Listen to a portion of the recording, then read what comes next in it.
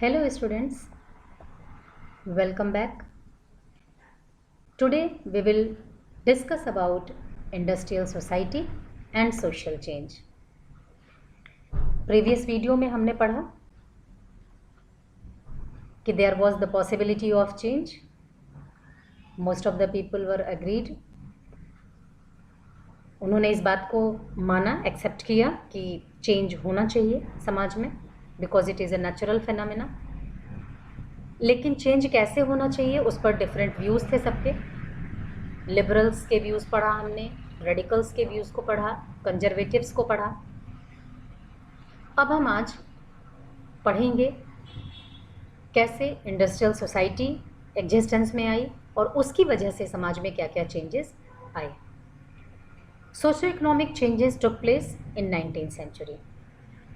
मतलब जो चेंज था 19th सेंचुरी में वो सोसाइटी में भी हो रहा था और इकोनॉमिक स्फीयर में भी हो रहा था.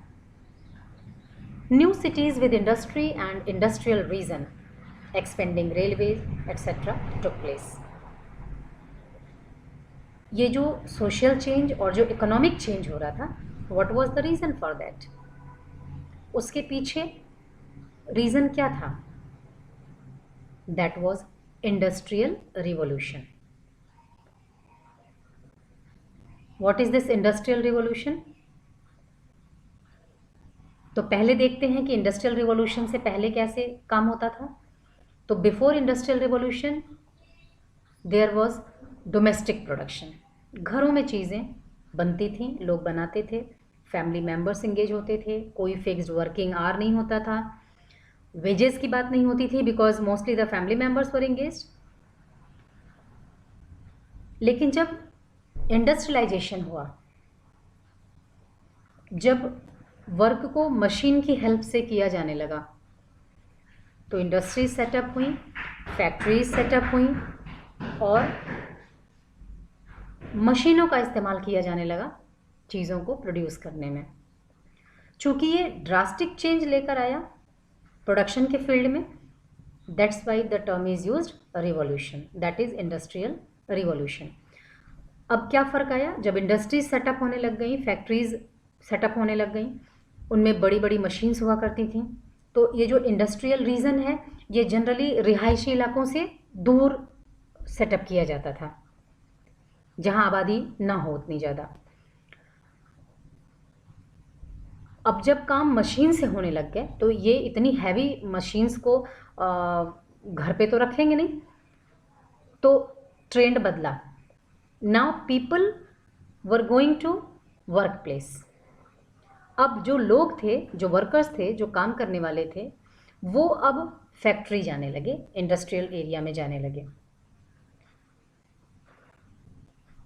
इंडस्ट्रियल रिवॉल्यूशन होने के बाद जो प्रोडक्शन था that increased, production was increased.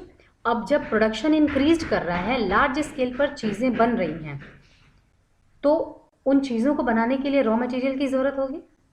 अगर हमारे पास रॉ कॉटन ज़्यादा होगा तभी तो टेक्सटाइल इंडस्ट्री फ्लरिश करेगी, ज़्यादा चीज़ें बनेंगी. और फिर उन बनी हुई चीज़ों को, फिनिश्ड प्रोडक्ट को मार्केट तक पहुंचाना, क्योंकि अगर वो फिनिश्ड प्रोडक्ट मार्केट तक नहीं पहुंचा तो हमें प्रॉफिट नहीं मिलेगा. वो चीज़ें बिकेंगी, लोग खरीदेंगे तो ही तो प्रॉफिट मिलेगा हमें ना. तो just for these purposes railway was expanded, mode of transport was improved. तो वर्कर्स चाहिए थे काम करने के लिए. Migration was started from rural to urban area. Cities were established, नए नए शहर बने. Urbanization took place. तो all these were the positive changes brought by industrial revolution in society. लेकिन अगर हम दूसरा एस्पेक्ट देखें, तो वहाँ पर हमें कुछ नेगेटिव बातें भी दिखेंगी. क्या थी वो? Long working hours. जो वर्कर्स वर्क करते थे, they were bound to work for more than 15 to 18 hours. Why? Because industrialist wanted to earn maximum profit. Workers got poor wages. Again the same reason. Capitalists work with the aim to get maximum profit at the cost of loss of workers. तो इसलिए उनको पैसे कम देते थे. There was the problem of unemployment. First of all कि all were not getting the job, those who are migrating from the rural area, जो लोग rural area से आ रहे थे शहरों की तरफ, पहली कंडीशन ये थी कि सबको जॉब नहीं मिल रहे थे, और जिनको मिल रहे थे उनकी भी जॉब सिक्योरिटी नहीं थी. There was no guarantee of their job. Off season में उन्हें फ्री कर दिया जाता था. And there was problem of housing and sanitation. इनको रखा कहाँ जाए, इनके लिए प्रॉपर हाउसिंग फैसिलिटी नहीं प्रोवाइड हो रही थी, साफ सफाई की व्यवस्था उचित ढंग से नहीं थी. तो these were the drawbacks of industrial revolution. In previous video we have discussed that liberals and radicals, they wanted change because they were property owners, they were employers, they were educated. वो change चाहते थे, लेकिन they were bound to work under the control of aristocracy, और इसलिए वो free होकर के work नहीं कर पा रहे थे. ये एरिस्टोक्रेसी जो यूरोप में फिर से एस्टैब्लिश कर दी गई थी 1815 after the defeat of Napoleon at the battle of Waterloo.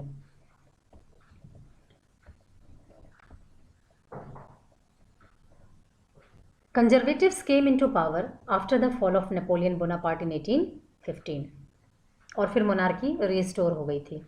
थोड़ा सा हमें फिर से फ्रेंच रिवॉल्यूशन का एक शॉर्ट रिकैप देखना होगा. 1804 Napoleon came to the power. उसने बहुत सारे रिफॉर्म्स इंट्रोड्यूस किए. सिविल कोड ऑफ 1804 हमने पढ़ा उस चैप्टर में. और फ्रेंच रिवॉल्यूशन ने क्या किया था कि एक स्पार्क दिया था, एक चिंगारी फैला दी थी. किस बात की? Idea of equality, liberty and fraternity. We have already read how the absolute monarchy was changed into a constitutional monarchy, and then how France became a republic nation. तो ये जो अवेयरनेस थी, ये जो आइडियाज़ थे अबाउट डेमोक्रेटिक राइट्स, जो intellectuals ने important role play किया था, रूसो, मॉन्टेस्क्यू, वॉल्टेयर, इन लोगों ने जो एक रीजनिंग दी थी फ्रेंच पीपल को, वो सिर्फ फ्रांस तक ही कन्फाइन नहीं थी, उसने यूरोप के दूसरी टेरिटरीज को भी इन्फ्लुएंस किया था. As a result, revolutionaries from France, Italy, Germany and Russia worked to overthrow existing monarchs. उनके दिमाग में ये बात आ चुकी थी कि अगर फ्रांस एक नेशन हो सकता है तो इटली क्यों नहीं हो सकता, जर्मनी क्यों नहीं हो सकती, रशिया क्यों नहीं हो सकती. यहाँ के मोनार्क अपना पावर क्यों नहीं छोड़ सकते, इन्हें हटा करके हम अपने यहाँ डेमोक्रेसी क्यों नहीं इस्टेब्लिश कर सकते. और इसके लिए ये सभी एकजुट हो गए, यूनाइट हो गए. Feeling of nationalism emerged among the masses. Collective belongingness की बात आने लगी कि हम एक भाषा के लोग क्यों ना एक ज्योग्राफिकल रीजन में रहें, हम एक कल्चर को फॉलो करने वाले लोग क्यों ना एक ज्योग्राफिकल रीजन में रहें. धीरे धीरे अब उनके अंदर नेशन स्टेट की बात आ रही थी कि ये जो ज्योग्राफिकल रीजन है उसके प्रति उनके मन में इमोशंस आ रहे थे, feeling of love and pride आ रहा था. और यही तो है नेशनलिज्म, यही तो है देशभक्ति. एक नेशन स्टेट का कंसेप्ट डेवलप करना और फिर उस ज्योग्राफिकल रीजन के प्रति इमोशंस रखना, this is nationalism. They discussed about the equality among the citizens. और जो चेंज चाहते थे उनका ये मानना था कि इस नए फॉर्म ऑफ गवर्नमेंट में, इस न्यू सिस्टम में क्या होना चाहिए, इक्वलिटी होनी चाहिए. There should be no privileged section. किसी भी आधार पर किसी को भी ड्यू एडवांटेज नहीं मिलना चाहिए. और एग्जाम्पल अगर आप देखेंगे तो इटालियन नेशनलिस्ट था गुज़ेप मज़िनी. इसने बहुत बड़ा रोल प्ले किया है in the unification of Italy. Italy भी पहले, जैसे आज हम कंसिडर करते हैं कि इटली एक कंट्री है, वैसा नहीं था। ये भी बहुत सारे पैच वर्क थे, बहुत छोटे छोटे छोटे छोटे हिस्सों में बटा हुआ था। एम्पायर होता क्या था कि जैसे एक शासक ने शासन करना शुरू किया, उसने कॉन्क्वेस्टिंग मिशन स्टार्ट किया, उसकी टेरिटरी एक्सपेंड हो गई, लेकिन फिर कुछ समय बाद वो हार गया तो फिर वो कन्फाइंड हो गया। तो देश वाला, नेशन स्टेट वाला कोई कंसेप्ट होता ही नहीं था, एम्पायर्स हुआ करते थे, साम्राज्य हुआ करते थे।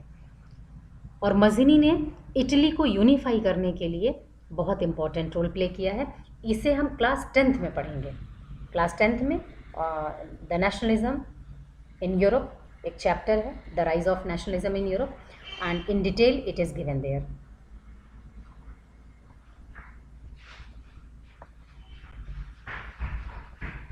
By the mid-19th century, the idea of socialism attracted widespread attention, and those who followed this idea came to be known as socialist.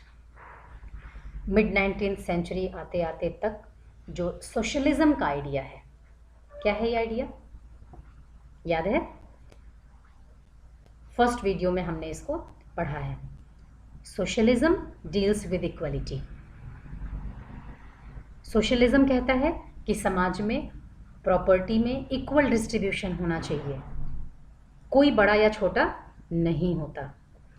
तो इस फीलिंग ने क्या किया कि बहुत सारे लोगों का अटेंशन गेन किया, और जो लोग इस आइडियोलॉजी को फॉलो किए, जिन्होंने इस इज्म में बिलीव दिखाया, दे आर कॉल्ड सोशलिस्ट। अब सोशलिज्म को अटेंशन कैसे मिला? एक तरफ हम देखते हैं कंजर्वेटिव्स हैं, those who are in power and not ready to leave it, वो सिर्फ छोड़ना नहीं चाहते थे। They did not accept the change previously, later on after the French revolution they accepted that change is inevitable, and then they demanded gradual change with respect for past. ये हम discuss कर चुके हैं। लेकिन दूसरी तरफ जब सोशलिस्ट आए और इन्होंने वर्किंग क्लास के हित की बात की, लेबर क्लास के बेनिफिट की बात की, तो एक लार्ज सेक्शन था ना, हम ये भी पढ़ चुके हैं कि जो अमीर लोग थे, जो रिच थे, एरिस्टोक्रेट्स थे, they were less in number, लेकिन प्रॉपर्टी ज़्यादा ओन करते थे। और जो हमारे लोअर सेक्शन था सोसाइटी का, दे वर मोर इन पॉपुलेशन, लेकिन प्रॉपर्टी उनके पास कम थी। तो यहाँ पर जिनके हित के लिए ये सोशलिस्ट खड़े हो रहे थे, उनकी जनसंख्या ज़्यादा थी, वो पॉपुलेशन में ज़्यादा थे, और उनके हित की बात जब सोशलिस्ट कर रहे थे, तो डेफिनेटली जब हमारे हित की कोई बात करेगा तो हम उसे पसंद करेंगे, हमारा झुकाव उसकी तरफ बढ़ेगा। यहाँ पर भी यही हुआ। और सोशलिज्म की जो व्यू थी, जो ये जो आइडिया था, इसने बहुत सारे वर्कर्स को अट्रैक्ट किया। Socialist were against private property as they considered it the root of all problems in society. Confuse नहीं होना है, सोशलिस्ट जो थे वो प्रॉपर्टी का विरोध नहीं करते थे, they were against private property. Property तो बहुत ज़रूरी है, पैसा तो बहुत ज़रूरी है, अदरवाइज लाइफ ही नहीं स्मूथली रन कर पाएगी। No one can deny with the importance of money in the life, बहुत ज़रूरी है पैसा। लेकिन इनका कहना था कि वो जो पैसा है, जो प्रॉपर्टी है, वो कुछ लोगों के हाथ में कंसंट्रेट नहीं रहनी चाहिए, कुछ लोगों तक ही कन्फाइंड नहीं रहनी चाहिए, क्योंकि प्राइवेट प्रॉपर्टी जो है, it is the root of all problems in the society. कैसे?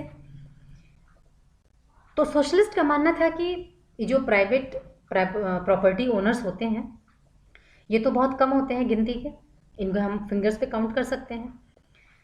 एक लार्ज सेक्शन जो है वो इनके अंडर में वर्क करता है, हार्ड वर्क करता है, लेबर करता है, ठीक है, और वो इनके लिए रिसोर्सेज को प्रोडक्टिव बनाता है। लेकिन जो प्रोडक्टिव बनाता है, उसी की नीड को ओवरलुक किया जाता है। ये जो प्रॉपर्टी ओनर्स हैं वो ओवरलुक कर देते हैं। एक फेयर शेयर नहीं होता इंडस्ट्रियलिस्ट और वर्कर्स के बीच में। और अगर ये वर्कर्स काम करना बंद कर दें, तो क्या ये इंडस्ट्रियलिस्ट प्रॉफिट गेन कर सकते हैं? Definitely not. लेकिन इन्हीं वर्कर्स को एक बहुत ही मिजरेबल लाइफ जीनी पड़ती है। लेकिन अगर ऐसा हो जाए कि पूरी सोसाइटी के लोगों का कंट्रोल हो प्रॉपर्टी पर, तो वहां तो कोई बड़ा छोटा होगा ही नहीं, कोई डिस्क्रिमिनेशन होगा ही नहीं, कोई top level, middle level, lower level पर होगा ही नहीं, all will be treated equally. तो वहां पर एक्सप्लॉइटेशन के जो चांसेस हैं वो कम नहीं, नियरली खत्म ही हो जाएंगे। That's why socialist wanted a society as a whole should control the property. किसी व्यक्ति विशेष को, किसी पर्टिकुलर इंडिविजुअल को पावर नहीं होना चाहिए। अच्छा, ये आइडिया ऑफ जो है चेंज, ये आया कहाँ से, किन लोगों ने मोटिवेट किया? तो आइडियाज़ तो हम जितना ज़्यादा थिंकर्स को सुनेंगे, फिलोसोफर्स को पढ़ेंगे, उतना ज़्यादा आइडियाज़ जनरेट करेंगे। यहाँ पर भी डिफरेंट फिलोसोफर्स थे, थिंकर्स थे, कार्ल मार्क्स हैं, रॉबर्ट ओवेन हैं, लुइस ब्लैंक हैं। इन लोगों ने एक प्लेटफॉर्म तैयार किया। इनकी राइटिंग्स ने लोगों को सोचने का एक बड़ा प्लेटफॉर्म दिया, जिससे कि वो प्रभावित हुए और उन्होंने चेंजेस को एक्सेप्ट करना शुरू किया। तो about all these thinkers and great philosophers we will deal in the next video. आज के लिए इतना ही। आई होप आपको ये सारे पॉइंट्स क्लियर हो गए होंगे। Okay, thanks to everyone.